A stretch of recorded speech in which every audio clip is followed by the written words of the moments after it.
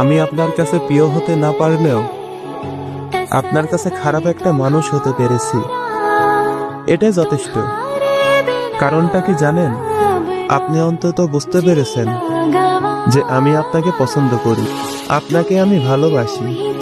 বিশ্বাস করুন, আপনি আপনার দিক থেকে রাইট, বাট সত্যি কথা বলতে আমি আপনাকে অনেক ভালোবেসে ফেলেছি।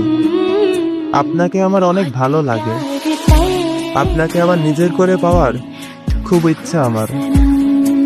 আপনাকে যদি পেয়ে যেতাম তাহলে এই পৃথিবীতে আমার থেকে বেশি খুশি আর কেউ হতো না।